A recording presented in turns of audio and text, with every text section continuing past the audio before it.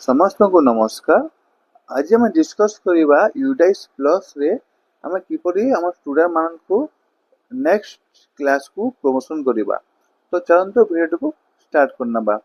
प्रथम आप जो ब्राउजर थी ओपन कर यूडाइस प्लस लेखि सर्च कर सर्च कर सारा देखो लेफ्ट साइड अच्छी यूडाइस प्लस लिखाई से आप क्लिक करने।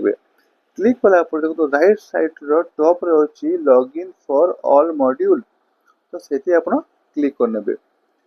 सेटा क्लिक कर सारला परे आपन स्टेज ता पचारिबो। सेठी आपण ओडिसा सिलेक्ट करी गो ऑप्शन रे क्लिक कर देबे। तो क्लिक कला परे आपनकर गुटे इंटरफेस आसीबो। सेठी देखंतु तले अछि स्टूडेंट मॉड्यूल ता साइड रे लॉगिन ऑप्शन अछि। सेठी आपण क्लिक करनियंतु। क्लिक कला परे आपनकर यूजर आईडी पासवर्ड पचारिबो। आपन स्कूल रो ता फिल अप कर देबे। फिल अप कर सारला परे तो तले अछि कैप्चा कोड। से कैप्चा कोड को फिल अप करी आपन लॉगिन ऑप्शन रे क्लिक करनेबे। क्लिक कला परे देखंतु वेबसाइट ता ओपन हो जिवो। ओपन हे पे राइट साइड अछि एकेडमिक ईयर 26-27 सेती आपन क्लिक करनेबे। तो क्लिक कला परे सब बॉयज गर्ल्स सब क्लास जीरो शो करूची। तो हमें चलतो अपडेट करबा नेक्स्ट एथिरे शो करबो। देखो लेफ्ट साइड रे ऑप्शन गुडा को अछि सेतु आपन टिके तलकु जिवे। तलकु गला परे गुटे ऑप्शन ता शो करबो स्टूडेंट मूवमेंट एंड प्रोग्रेशन। सेती आपन क्लिक करिवे। क्लिक कला परे ता तले अछि प्रोग्रेशन एक्टिविटी सेती आपन क्लिक करनेबे। क्लिक करे राइट साइड रे आसंतु प्रोग्रेशन मॉड्यूल ता तले अछि गो ऑप्शन सेती आपण क्लिक करनेबे। क्लिक कला परे लेफ्ट साइड रे अछि सिलेक्ट क्लासेस।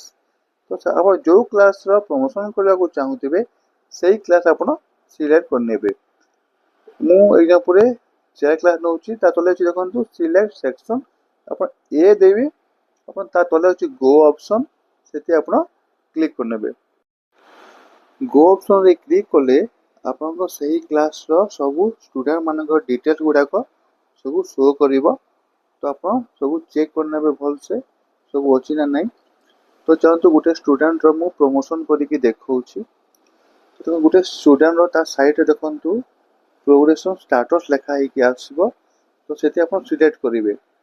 सिलेक्ट कला देखंतु promoted by examination not promoted promoted without examination.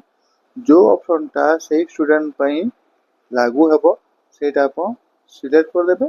तापर ता तले अछि मार्क इन परसेंटेज से केते परसेंट रखिछि सेटा लिखिबे। ता तले से स्कूल को केते दिन आसीछि सेटा फिल अप करिवे।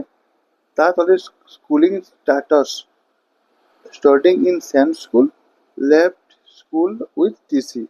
जदि एबे भी से पढुछि आपनकर स्कूल रे तबे स्टडीइंग इन स्कूल देबे। ता राइट साइड रे देखंतु सिलेक्ट सेक्शन अछि सेठी आपण ए सिलेक्ट करी राइट साइड रे अपडेट ऑप्शन रे क्लिक करनेबे। क्लिक कला पर देखंतु गुटे आछि student details has been updated successfully. आपनकर अपडेट ता हे गला। ठीक एही परी आपनकर सब क्लास स्टूडेंट मानकर अपडेट करि परिबे। तो आज पई वीडियो एतिकी थिला। आशा करछि वीडियोटी भल लागिथिबो। धन्यवाद।